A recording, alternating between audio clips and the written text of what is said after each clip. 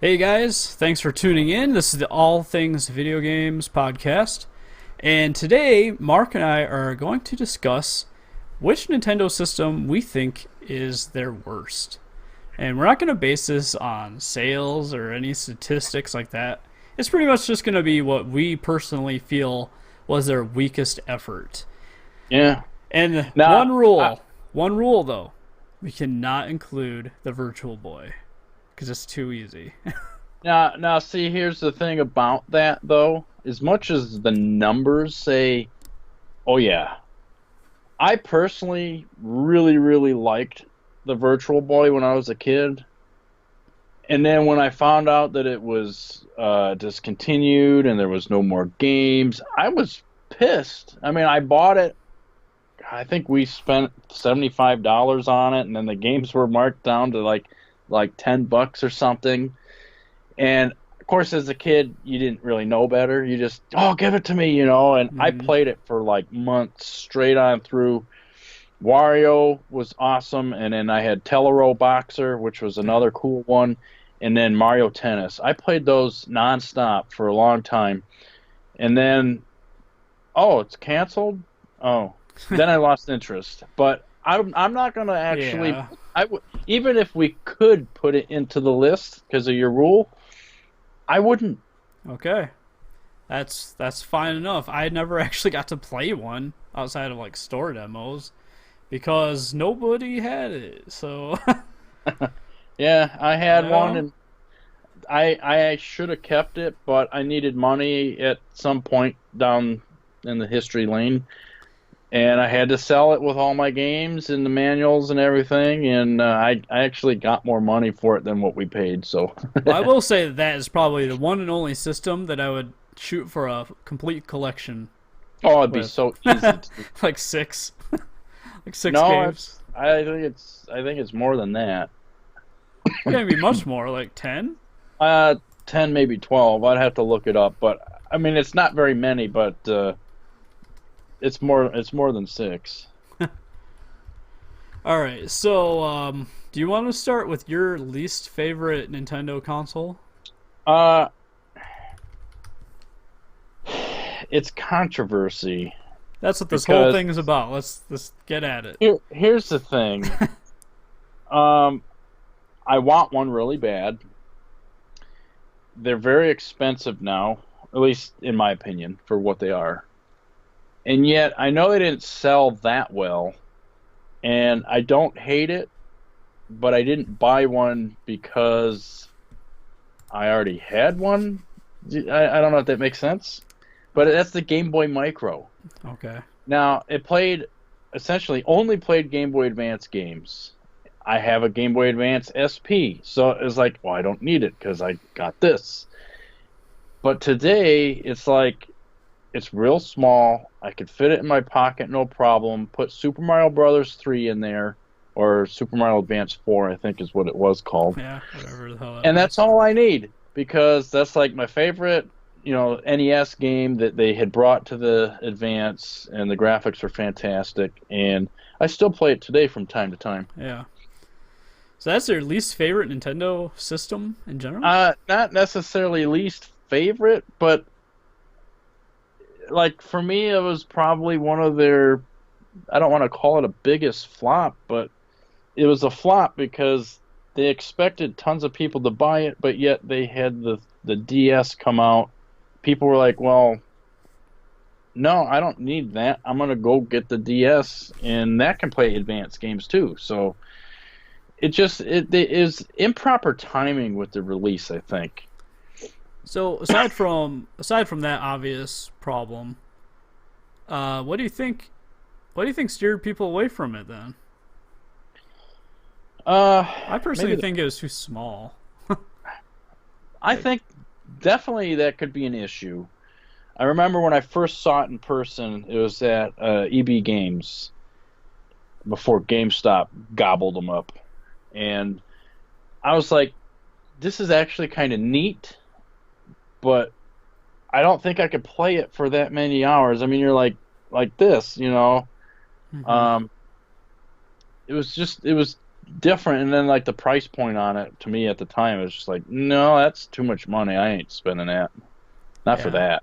Now I have heard that the screen is actually a very nice looking screen, even though it's tiny. Oh, it is so crisp and bright and amazing for what it is. It's impressive. It's just the Very. size is just like It's just small, but the resolution though is exactly the same as what the Game Boy Advance was. yeah, So when just you take smaller. that and you shrink it down, it's going to get more Right. crisp, and Just it's like backlit.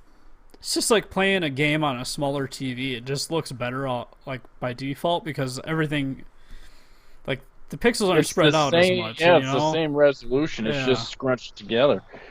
Um, but yeah, I think for me that it's not like that. I don't hate it by any means. It's just the flop. It's like hmm at the time when it came out, I didn't want one. Yeah. Um I can't speak to a lot of the portables because those are the ones where I always wanted to get them but never could cuz I was too busy playing the consoles of the time. And I got to say though, I was a huge fan of the NES and the Super NES, and we actually, for whatever reason, my mom decided to get both of my little brothers each their own Game Boy Oh, when it was still a thing, and it was like it was before the Pocket even came out, so it was like the fat one, oh and God. like at the time though, it was still like wow, that's really awesome because nope, we didn't know any better, Yeah. but I was really big on Nintendo at that point. I was definitely one of those kids on the playground who was like, your Sega sucks. Nintendo's better. And, you know, so I had a very, very rude awakening when the Nintendo 64 came out. Because I was like, oh, it's going to be so I'm gonna great. And I'm then I gonna link saw to it. that story of yours too. Well, Yep. Yeah, good idea. Because I saw the screenshots, and this is all when it was called the Ultra 64, and I was so excited. yeah, And man, I was like, that name is cool. It's like 64 bits. That's way more than the Saturn and PlayStation. And I was like, oh, this is gonna be so awesome. And then I bought into Nintendo's false reasoning for sticking with cartridges, and I was like all for it. And then the system came. Mario 64 was it blew my mind on a technological level, but I couldn't play the game for almost a year in my own home because either it was sold out or the rental store was already renting it to somebody else. And I didn't yeah. have any way of playing it for a long time. You would think that rental store, which I Yeah. know the one you're talking about, Would have uh, had more copies. yeah. I mean, I But remember Blockbuster when I was in college, and certain games would come out and they'd rent them out. They'd have like 30 copies to rent. Now, granted, you'd go there and even all those were gone, but yeah. still, the one back in our hometown was like one. Yep. Are you kidding me? There's so Yeah. many Dreamcast games It's, even back it's then I pretty wanted. funny too because like with the cartridge games, you could rent one weekend and go to pick it up like on a Wednesday or something and it's gone and then oh hey, it's back on Friday. You rent it again and your save game is still sitting on it. It's like it's pretty funny. Or it'd be deleted and you'd be like, son of a bitch, somebody deleted my game. It's like, yeah, well, when there's one copy going around, it's gonna happen. But pretty much from there, like after Mario 64, I was waiting for like the cool stuff, and like it never happened. Like I got an awesome Zelda game, which was no disappointment there. But beyond that, it's just like man, all the system has is platformers and like first person shooter ports from PC, aside from Well, Turok. yeah, Turok 2 Seeds of Evil for me was that sealed the deal. That was That game that was was good, awesome. But man, like by and large, the N64 just did nothing for me. Like Yeah, I like kept Duke waiting. Nukem was a rehash, except Dude, they well, took they took the titties out. yeah, Doom 64 was an original game, but it didn't seem new because it used the Yeah, same it was methods essentially the same, but had like better graphics. I and new mean, levels and everything. Like it literally was a different game, but it didn't seem that different. It was like this is Doom, but with different levels than the other Doom. yeah. you know. And then let's see what else. Wave Race was good in itself. See, I had fun with like Wave Race and Pilot especially Wings. 1080. Never got into Pilot Wings, even to this day. Pilot, well, that was one of the games we got for Christmas when we got the system, and Hmm. I know my brother played the crap out of that game. Well, see, I got into F-Zero X also. Now, to be clear, Nintendo did pretty much fine making games on the N64. Those games are pretty much stellar throughout. But it's like if you grew up with a Nintendo and Super Nintendo, you know what I'm talking about, or even a Genesis for that matter, because you had games from like Konami and Capcom and Square and all these Yeah, other you had companies. major third-party support. Yeah, and they were like some of the Was best on the system. So Yeah, like the 64 was kind of limited, yeah, but like it's the cartridges really what hurt it. well, you look at the Super Nintendo, like Contra 3 and Castlevania, both from Konami, two of the best games on the system, and Contra didn't even make the jump at all after that. It pretty much died after the 16-bit era.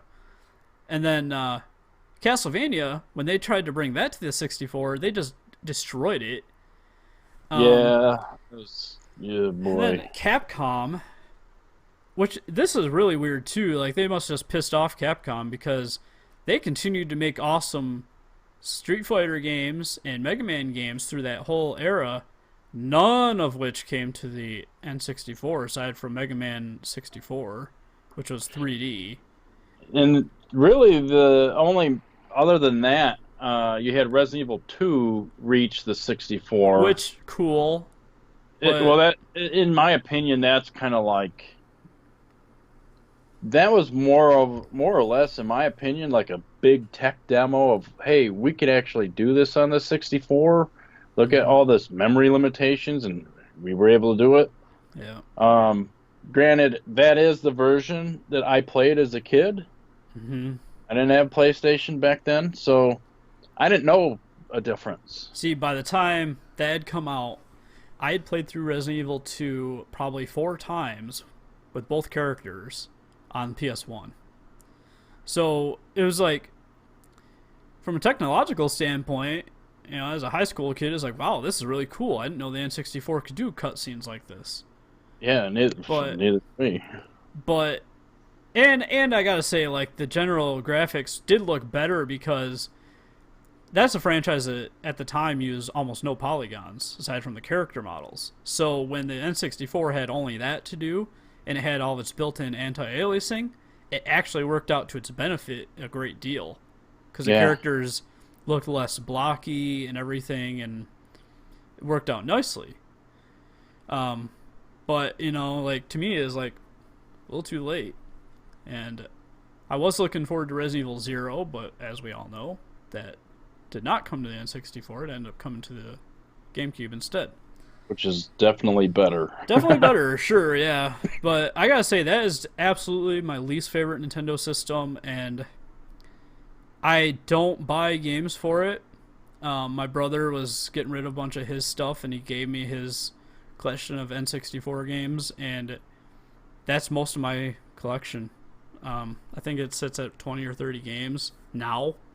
Now, see, I plan on buying one whenever I get the chance, and there are some games that I'd like to get, like the ones I had in my childhood. But my most favorite N64 game of all time is Diddy Kong Racing. I do have that. Yeah. That game was so awesome, and I did buy. They had the remake. Mm-hmm. I think it was on 3DS, and or not. It was more of a port, Wasn't but it DS?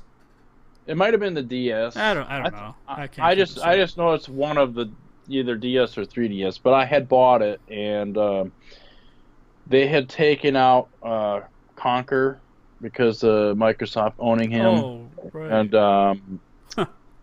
Sorry. not also him, but who's else? Banjo. Banjo and Kazooie was taken out. Wow, that'd be But weird. yeah, Just to imagine they that seems so weird. they created a whole new character to replace him, and honestly, it was like you didn't even know.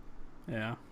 Hmm. But it was I think it was the 3DS because I remember it being more in 3D, and that's just that game is great. So honestly, I hope that Nintendo might revisit that game for the Switch. You Yeah. know, Yeah, it definitely has some that one definitely was unique. It's Mario Kart but different. Like it did well, a few it things. was open world. You could go and pick what It's kind of like an races you adventure want. racing game, Yeah, kind of. and my favorite stuff was definitely flying the airplanes. I always loved doing that. That was cool. Yeah, that is doing the multiple vehicles well before it became the norm, like Yeah, with Sonic Racing Transform, for example. or Though, even Mario Kart nowadays. yeah, well, Sonic Racing Transformed is superior when it comes to that style. I don't care what anybody says. I'm right. So, Uh, and then let's just do like one bonus system here. Now again, it's not like I hate it or anything because I definitely do not. But we all know that the Wii U is a big flop, and the games on it. Now I don't. I'm sure there's some shovelware, mhm. but the games that I have, I think so far, the ones that I've bought are really, really good. And it just sucks that Nintendo marketed the damn thing wrong. Yeah. I had considered that, but honestly, I put the Wii U on par with the GameCube. I think GameCube did third party stuff way better. Oh But yeah. at the same time, like the quality of Nintendo's content on the Wii U is so sky high, in my opinion, that Oh God, yeah. And like that's the thing that sucks that their marketing department sucked so bad with it. The games were so good, but because the marketing sucked, the games it didn't matter. People just they didn't go. They didn't go buy it. yeah. Well, I think that about wraps up this one. I thought it'd be a fun little discussion. Yeah, I'd like to hear some other people's stories and Yeah, I know I'm going to take a lot of hell for choosing the N64 because a lot of people yeah. grew up with that being their first system. But I'm sorry, just to me that's Well, where they dropped the ball. That's just my opinion. So I would say for me that was my fourth. yeah, yeah, about the same But the here thing is, actually. like we got it for that generation though. I mean, I had Intellivision, NES, Sega Genesis, and then N64.